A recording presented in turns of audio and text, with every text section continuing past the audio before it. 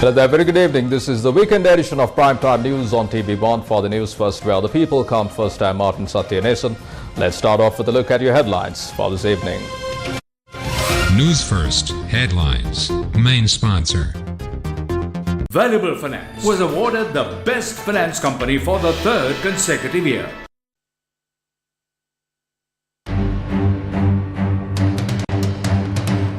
Sri Lanka reflects on 15 years since end of civil war. Commemorations held across the country. Sri Lanka failed its war veterans, opposition leader claims. Heavy showers above 100 millimeters likely for some parts of Sri Lanka. Met Department issues advisory for the next few days. Former Ambassador Udayanga Weerathunga hints at Parliament dissolution date.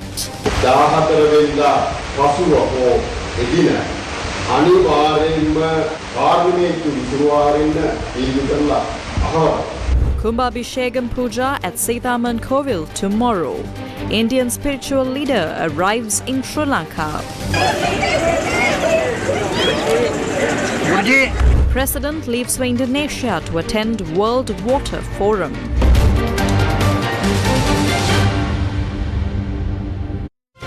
Newsfirst headlines. Main sponsor. Valuable Finance was awarded the Best Finance Company for the third consecutive year.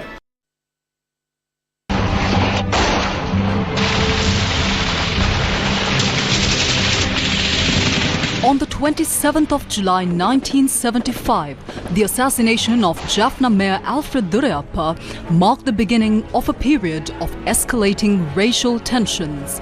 This ultimately led to a brutal civil war that claimed the lives of hundreds of thousands of people. The senseless war caused immense loss, international scandal, lost investment, economic collapse, hindered development, destruction of resources, and a constant sense of uncertainty for the Sri Lankan people. The image of Sri Lanka during this time was undeniably horrific. Checkpoints became a common sight across the country, and unnecessary restrictions were placed on the people. The war finally ended on the 18th of May 2009. The era of terror was finally buried in the Nanthi Lagoon. With the end of the war, normalcy slowly returned.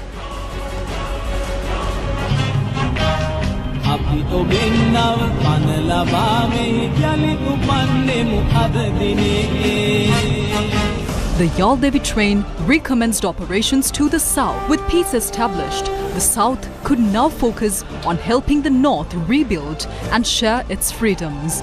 Laughter and a sense of freedom began to replace the years of fear and hardship. Now is the time to responsibly protect the hard-won peace. By acknowledging the various historical and personal factors that contributed to the conflict, Sri Lanka can rebuild its lagging economy and secure lasting peace. This responsibility lies with a generation of Sri Lankans who are willing to embrace new ideas, broaden their perspectives, and live together with a spirit of empathy and understanding. It has been 15 years since the end of a brutal war that scarred our country over 3 decades. Today, commemorations were held across Sri Lanka, a testament to the hard-won peace. Commemorations were held in various places across Sri Lanka today to remember the war heroes who died during the country's civil war. An Appi Venu and Appi War Heroes commemoration was held this morning opposite the Muangala War Heroes Memorial in Ampara.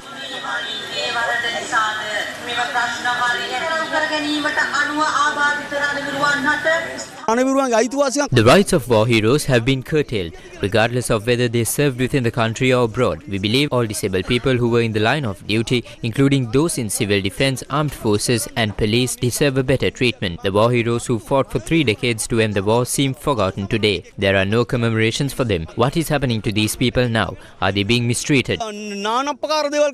Another war hero commemoration was held opposite the Gampaha railway station, organized by the Gampaha War Heroes Forum.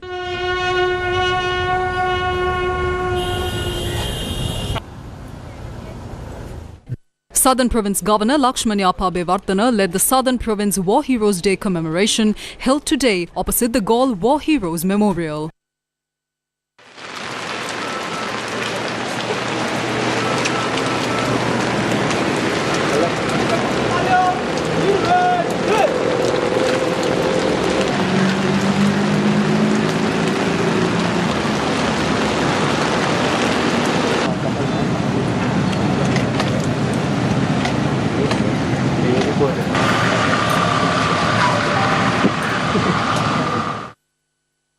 A War Heroes commemoration was held at the Vihara Mahadevi Park in Colombo to honour the fallen war heroes. A large number of people, including representatives from various religions, political parties and civil organisations, attended the event.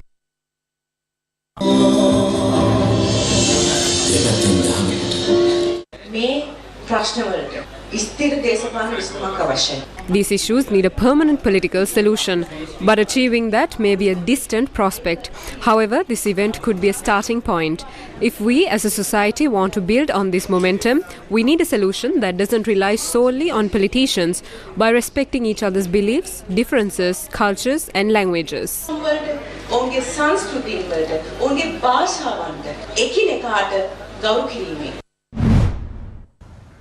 Programs were held to commemorate the people who died in the war on the coast near the Vallavatta railway station. A group that included Sandhya Eknaligoda joined the commemoration. Meanwhile, a group of representatives from civil society organizations tried to join the commemoration, but the police attempted to obstruct them.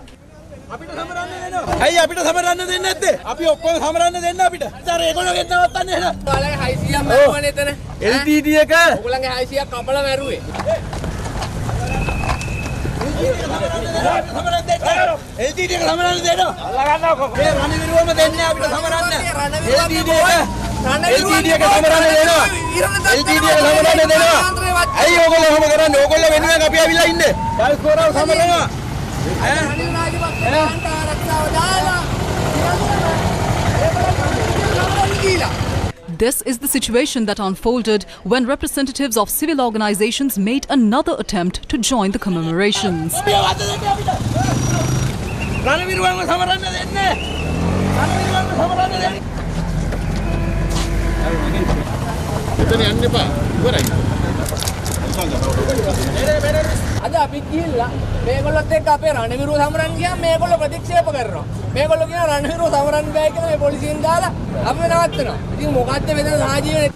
Those who were at the commemoration had this to say. Police කියන්නේ සහ මේ රාජ්‍ය නිලධාරීන් කියන්නේ මේ රටේ ජනතාව ගෙන් යැපෙන මිනිස්සු. බදු මුදල් මේක සිංහල මේක දෙමළ මේක මුස්ලිම් කියලා බෙදන්නේ මේ සියලුම පුරවැසියන් තමයි ඒගොල්ලන්ව නඩත්තු කරන්නේ. මොකද මේ ඕගොල්ලන් උදුරගන්නේ මේ රටේ පුරවැසියන්ට තමන්ගේ ආදරණීයන් සිහිපත් කිරීමට ඇති අයිතිය. Police later released Jamuni Kamanta Tushara, the chairman of the Citizen Power Against Bribery, Corruption and Waste organization, on bail. Commemorations were held in the north and east today in remembrance of those who lost their lives in the war. A large number of people participated in this commemoration event held today in Mullibaikal. Wreaths were laid in honor of those who lost their lives in the war. The Secretary General at Amnesty International also joined the commemoration. Today's anniversary is a grim reminder of the collective failure of the Sri Lankan authorities and the international community to deliver justice to the many victims of Sri Lankan 3-decade-long internal armed conflict. UN investigations have found credible evidence of multiple crimes committed under international law, and so has Amnesty International back during the war. It is a fundamental right of people that they should be able to access justice for all the crimes that have been committed, and yet there has been very little in the way of an independent and impartial national inquiry into such serious crimes. There is a report that was published yesterday by the UN High Commissioner for Human Rights, and it has reiterated the incredible deficit in Sri Lankan's accountability initiative. And we are here to say no and to say stop to the impunity. Opposition leader Sajith Premadasa says that Sri Lanka's war heroes who saved the country from the civil war have been forced to die on the battlefield of Russia and Ukraine due to the government's failure to fulfill its duties. යුද ජයග්‍රහණයෙන් පස්සේ අපේ ආදරණීය රණවිරු ප්‍රජාවට නිසි යුතුයකම් ඉටු වෙලා තිබෙනවා. ඇත්ත වශයෙන් Since our war victory, we have truly fulfilled our duty to the war heroes community. The answer sadly is no. Many families of war heroes face extreme poverty. Their hardships are numerous. Some have been forced to leave the country and endure harsh living conditions. Others have been sent to fight on the front lines of the Ukraine-Russia war. It's a tragedy that these heroes who liberated our nation now face such difficulties. Why can't we, the country they saved, alleviate their suffering? It is our responsibility to protect them. I am committed to providing leadership to ensure that, starting this year, the war hero community in our country receives the support they deserve. රෂියාවට යන්න. අපේ රටට හැකියාවක් නැද්ද? රට දැය බේරගත්තු රණවිරුවන්ගේ දුක කඳුල වේදනාවට සහනයක් දෙන්න. රණවිරු පරපුර අපි රැක ගන්නට ඕන.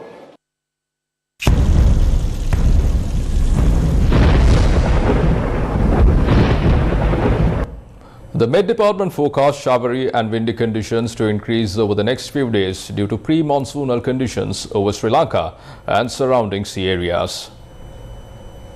According to the Met Department, showers or thunder showers will occur at times in the western, Sabaragamu's central, northwestern and southern provinces in the Mana district. Heavy showers above 100 millimeters are likely at some places in the western, Sabaragamu and northwestern provinces and in the Galle, Mathura, Kandy and Nuwara districts.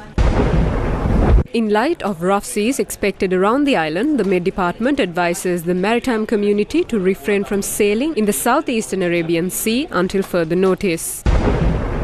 The National Building Research Organisation extended the landslide warning issued to 8 districts: Badulla, Kalutara, Kandy, Kegol, Kurunegala, Mathale, Nuwara and Ratnapura.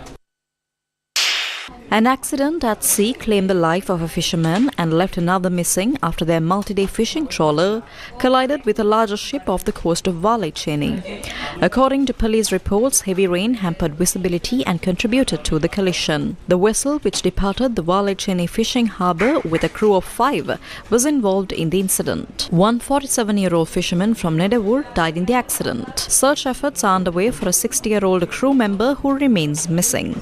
A third fisherman sustained injuries and is receiving treatment at the Trincomalee Hospital. Several parts of the Mathura district experienced heavy rains since last night. Newsfirst correspondent reported that as a result of the heavy rainfall, the water levels of the Nilwala River have also seen a rise. Many parts of Galle have been experiencing rainfall since last night. Fisherfolk of Rathgama Valla, Kadi Valla and Devata Valla in Galle refrained from going out to sea. Many low-lying areas of Galle were inundated due to the rainfall being experienced.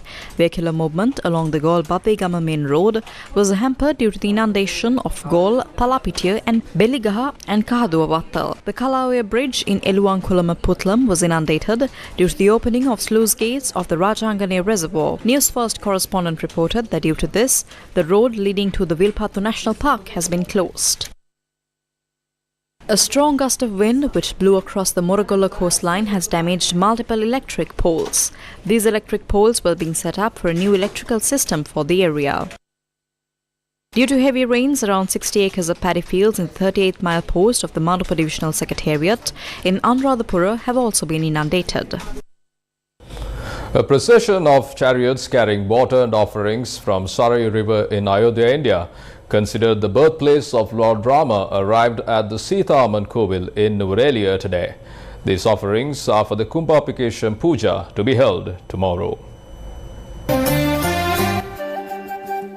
The Sita Amman temple is a Hindu temple located in Sitaila village in Nuwara. This place is believed to be the site where Sita was held captive by Rakshasa king Ravana and where she prayed daily for her husband Rama to come and rescue her in the Hindu epic Ramayana. A puja was held today at the Sita Amman Kovil with a large number of devotees participating from home and abroad.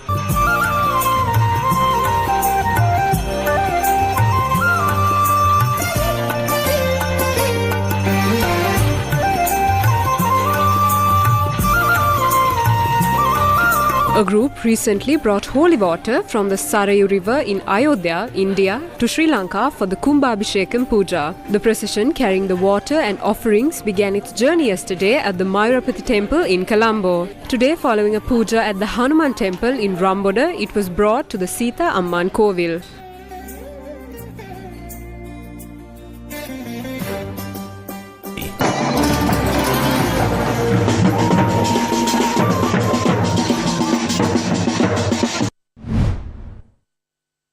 Gurudev Sri Sri Ravi Shankar arrived in Sri Lanka to attend the Kumbhabhishekam Puja at the Sita Amman Kovil in Nuwara. He arrived at the Bandaranaike International Airport in Katunayaka. A delegation of 154 arrived in Sri Lanka for the Kumbhabhishekam Puja.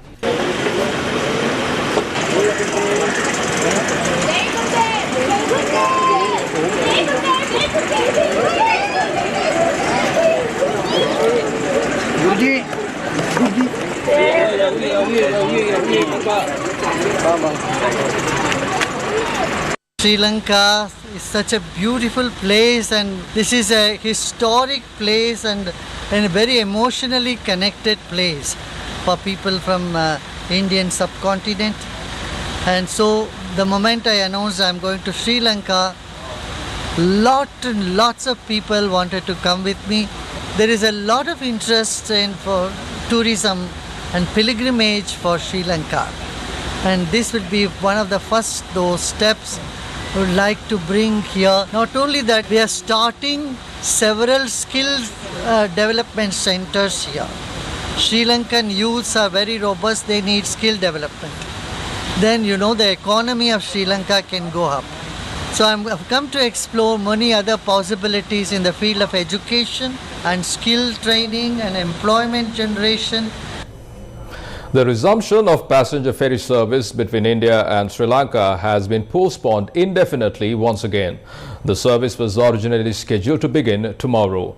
This marks the third time the service has been postponed. The agency operating ferry services between Kankasanthuree in Sri Lanka and Nagapattinam in Tamil Nadu, India announced another postponement due to a lack of legal approvals and current weather conditions. The ferry service between the two countries officially began on October 14, 2023.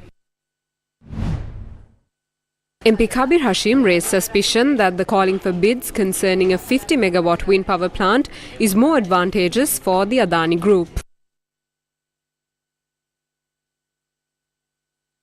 Bids were called in March for the establishment of a 50 megawatt wind power plant. Many international investors expressed interest. More than 5 local investors have also expressed their interest. Yesterday was the bid opening date. We got to know that someone had intervened to immediately put a halt to the process. Our source says that bids have been made for less than 6 US cents. This raises suspicions if an intervention was made because they knew that new bids would affect the signing of an agreement with the Adani Group. India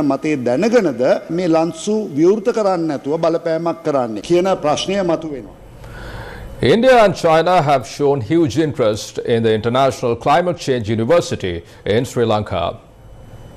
Senior advisor to the President on Climate Change, Ruwan Wijewardena, said India and China have shown huge interest in the International Climate Change University in Sri Lanka with an aim to promote climate-related research and technologies. However, he told Economy Next that the President does not want to give it to just one entity, adding that he wants different organizations and universities to come in. President Ranil Wickremesinghe launched his ambitious International Climate Change University at the 2023 United Nations Climate Change Conference COP28 in Dubai. The International Climate Change University was one of the proposals Wickremesinghe made in the previous Climate Change Conference COP27 in Egypt in 2022. Sri Lanka plans to raise funds and expertise globally to establish the university, and the move is expected to promote climate change related research and technologies before the graduates start to contribute for lower emission and global warming. President Ranil Wickremesinghe has left for Indonesia this morning to attend the 10th World Water Forum high-level meeting in Bali. Ranil Wickremesinghe has left for Indonesia this morning to attend the 10th World Water Forum high-level meeting in Bali at the invitation of Indonesian President Joko Widodo. The 10th World Water Forum is being held from May 18th to 21st in Bali, Indonesia. According to the President's Media Division, President Wickremesinghe is scheduled to deliver a keynote address at the high-level meeting on May 20th. Meanwhile, former President Chandrika Bandaranaike Kumaratunga also left for Indonesia today to participate in the World Water Forum. The world's only hydraulic civilization, our heritage, Jala Jana Rally.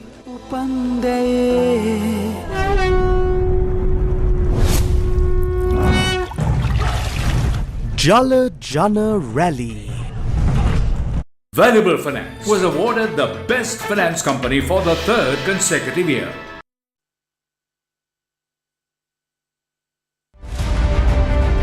What's the next election? Speculation is swirling about the possibility of an early election in Sri Lanka.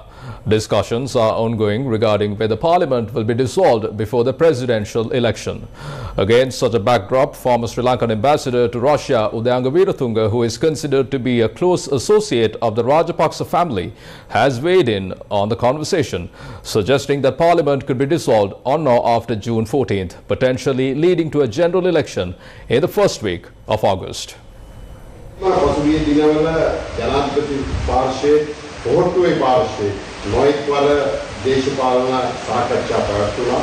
Since recently, the President's Party and the SLPP have held several rounds of political talks. The main matter discussed at the latest meeting was that the Parliament will definitely be dissolved. I can assure that a general election will be held during the first week of August. The Prime Minister or someone else will decide on the next presidential candidate after the August election.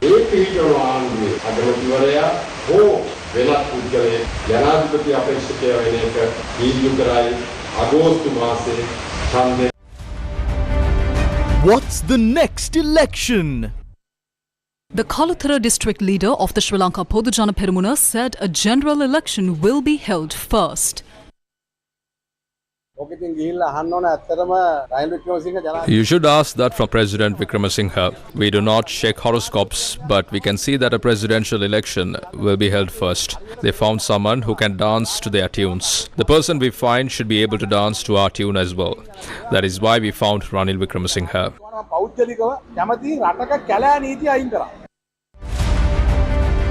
What's the next election? Yes, there are chances of a general election being held after the 17th of July. The Election Commission will have the authority to hold a presidential election. That isn't the President's authority. That is the Election Commission's authority. At any point of time before that, the President can decide to dissolve Parliament and call for a general election. We aren't sure of what will happen. We think that it will most probably be a presidential election. What's the next election? We are getting ready. We will hold our party conference on the 1st of June and express our decision regarding the presidential and general elections.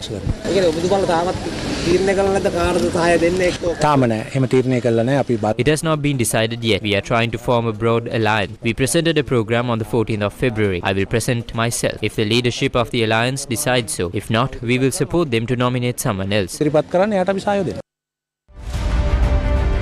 What's the next election? The government can't make a decision. The President says it will be a presidential election and the SLPP says it will be a general election that comes first. They can't make a decision because they will lose regardless of which election it is. We are ready for both the elections. If there is a general election, we can definitely garner 113 votes. Many MPs crossed over to the opposition. There are good MPs and disruptive ones as well. No one has been promised that they will be nominated. We will not give any chance to those who disrupt the unity of the SJB.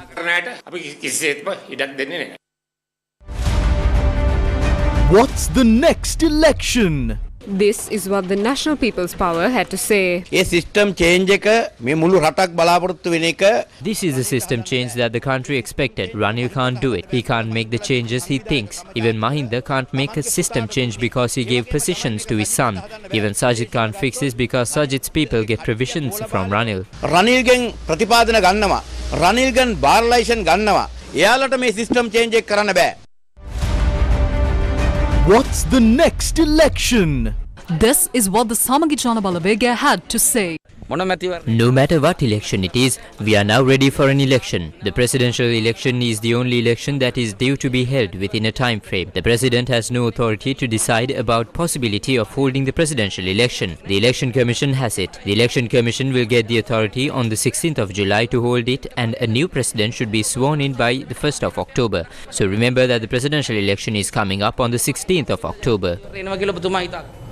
The Gampaha High Court yesterday acquitted and released 4 individuals, including Major General Aruna Deshapriya, who were accused of killing 3 people and injuring 50 others during a shooting incident at a protest in Ratupaswala, Gampaha on August 1st, 2013. The protest demanded access to clean drinking water.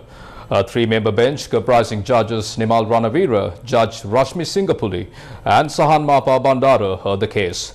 Newsfirst previously reported that Judge Nishanta Hapuarachi was on the panel and would like to apologize for any confusion this may have caused. The case against 4 individuals, including then Brigadier Aruna Deshapriya Gunavardhana, was heard by a 3-member High Court bench comprising judges Nimal Ranavira, Rashmi Singapuli and Sahan Mapa Bandara. The court ruled that the Attorney General failed to establish the charges against all the accused beyond reasonable doubt. A protest demanding the removal of a factory due to its contamination of underground water and to secure access to clean drinking water took place in Nadungamo, Gampaha on the 1st of August 2013. The protest, which had begun peacefully on 27th of July 2013, was marred by a shooting incident. 3 people, including 2 school students, lost their lives in the incident, and approximately 50 others, including nearly 10 additional students, were injured. The brigadier and others faced over 90 charges, with nearly 70 witnesses listed during the trial. The Ratupaswala victims have announced their intention to request the Attorney General to appeal the High Court's decision to the Supreme Court. What we can see is that there is a significant concern over the conduct of the Attorney General's department. The AG's department has changed the laws involved in this legal process 6 times. This judgment has been given when all facts were presented. We request the Attorney General to file an appeal on behalf of the people. If not, it will be a miscarriage of justice. News First with the people. Among the 21 crew members stuck on the Dali container ship in Baltimore is a Sri Lankan sailor facing hardships due to the ongoing investigation into the March 26th bridge collapse. A Sri Lankan sailor is among 21 crew members stuck on board a container ship involved in a bridge collapse in Baltimore since 26th of March. The Dali collided with the Francis Scott Key Bridge, and the ongoing investigation has confined the crew to the vessel for past 7 weeks. The crew has been unable to disembark because of visa restrictions, a lack of required show passes, and parallel ongoing investigations by the National Transportation Safety Board and the FBI. The FBI has also confiscated the crew's phones as part of the probe, leaving them with no way to contact their families back home. The Dali, a 948-feet container ship, was at the start of a 27-day journey from Baltimore to Sri Lanka when it struck the Francis Scott Key Bridge, sending thousands of tons of steel and cement into Patapsco. It left the ship stranded under a massive expanse of shredded metal. Back to Stage, a production featuring the talents of students and alumni of Bishop's College, Colombo and St. Thomas's College, Mount Lavinia got underway in Colombo yesterday.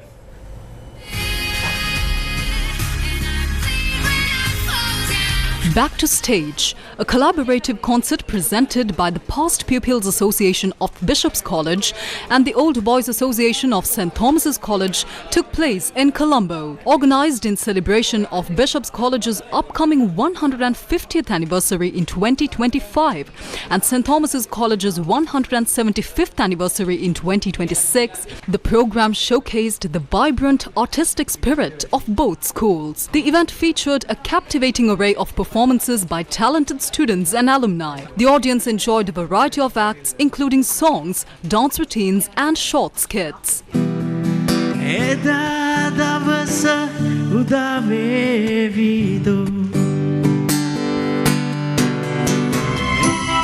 I was a very, very rich idle diddle diddle diddle man,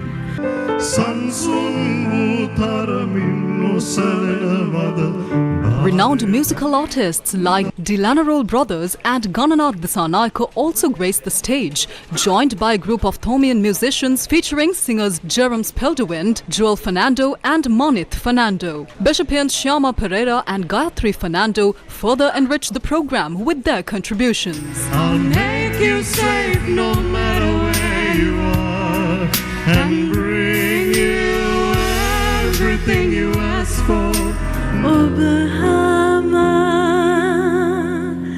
Ran hoya kini bandune.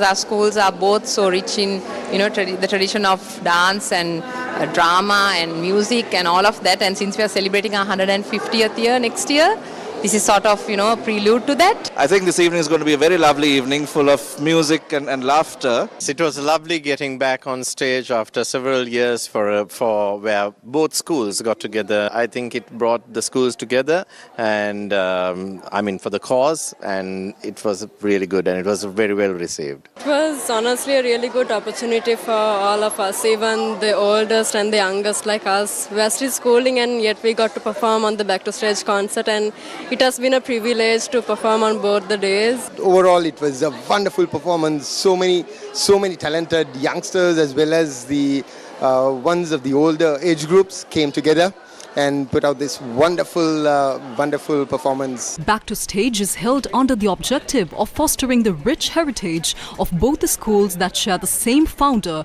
Dr. James Chapman, who is the first Anglican bishop in Sri Lanka. All proceeds from the event will be channeled towards promoting and supporting the development of music and drama programs within both Bishop's College and St. Thomas's College. The second and final night of Back to Stage takes place tonight at the Bishop's College Auditorium in Colombo. Newsfirst, TV1, Yes FM and Legends FM are the electronic media partners for the event.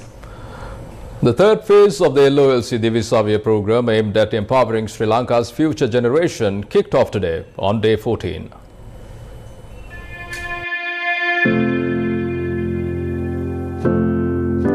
Today's program was centered around the Chilau Education Zone in the Puttalam district. Under the Divisavya program, exercise books and stationery equipment required for 1 year are distributed free of charge to government schools with less than 150 students. Accordingly, school bags and stationery equipment were donated to students of the Ihala Katuneria Primary School, Mudukattua Roman Catholic School, Horogolla College, Thalvila St. Theresa Junior School, Baikala Government School, Kadupiti Madampe Dharmapala Vidyalaya, Mavila Mahinda Buddhist Junior School and the Kamala Shanta Badilia Junior School at the Chilau Zonal Education Office. The LOLC Divisavya program continues to forge ahead for the future generation of Sri Lanka.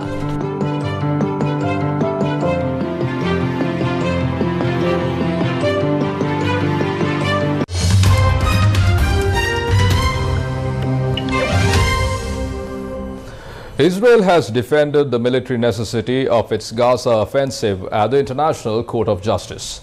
More on this is on tonight's edition of The World Today.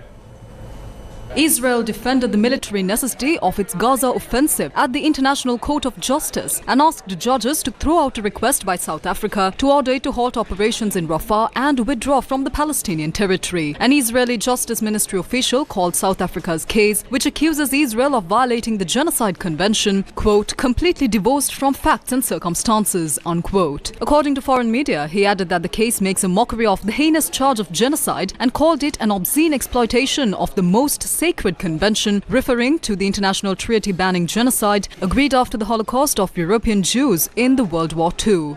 The European Union said it was suspending the distribution of 4 Russia-linked media outlets in the European Union, despite a warning from Moscow this week that any such move would draw swift retaliation. The ban applies to Voice of Europe, RIA Novosti News Agency and Izvestia and Rossiyskaya Gazeta newspapers on the grounds that they have been essential and instrumental in bringing forward and supporting Russia's war of aggression against Ukraine. The measure is part of a planned 14th package of sanctions against Russia over its 2022 full-scale invasion of Ukraine. The bloc has previously imposed sanctions on Russian state-owned media, Russia Today and Sputnik. The International Monetary Fund confirmed that the talks with Pakistan are underway on the 24th longer and larger bailout program under the Extended Fund Facility or EFF. IMF Communication Director Julie Kozak noted that on the 29th of April, the IMF Executive Board completed the second review of the standby arrangement for Pakistan, allowing a disbursement of about $1.1 billion. Pakistan is seeking a $6 billion to $8 billion bailout package from the global lender for 3 to 4 years to deal with its financial crisis.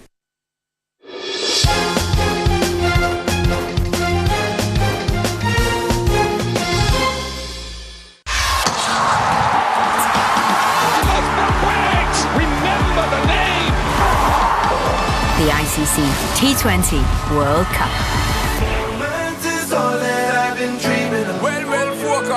Virat Kohli, the Indian superstar, holds a record for the most runs scored in the history of the T20 World Cup. He has amassed a whopping 1,141 runs. Brendan McCallum of New Zealand, however, holds a record for the highest number of runs in a single innings in any World Cup cricket tournament. He achieved this feat by scoring 123 runs against Bangladesh in 2012. Chris Gayle from the West Indies stands alone with the record for the most centuries in T20 World Cup history, having smashed 2 centuries in the tournament. The most successful partnership in T20 history belongs to England's Joss Buttler and Alex Hales, who together put up the remarkable 170 runs against India.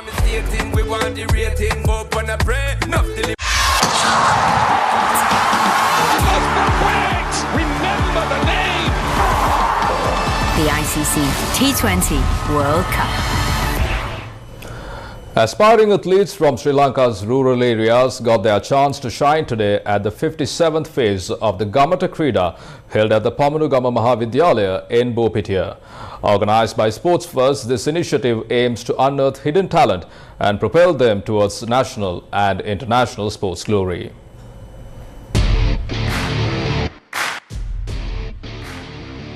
This year's Gamata Krida received a welcome boost with sponsorships from SLT Mobitel and Fonterra, demonstrating their commitment to nurturing young athletes at the grassroots level. The program, organized by Sports First under the theme From Us to the Village and From the Village to the Country, kicked off with an opening ceremony organized by the students of Pamanugama Mahavidyalaya in Bulletin, setting the stage for a day of discovery and potential.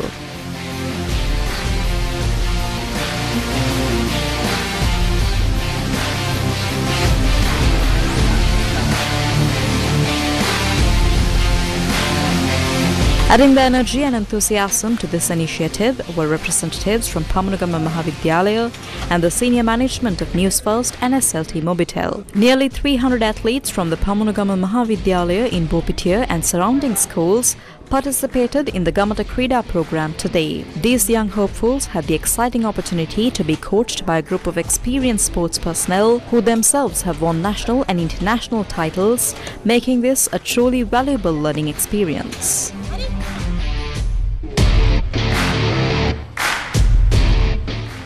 From that, we bring to a close this edition of Primetime News on TV1. For details of the stories and much more, simply log on to our website www.newsfirst.lk. For the News First, where the people come first, I'm Martin Satyanes. You take care and good night.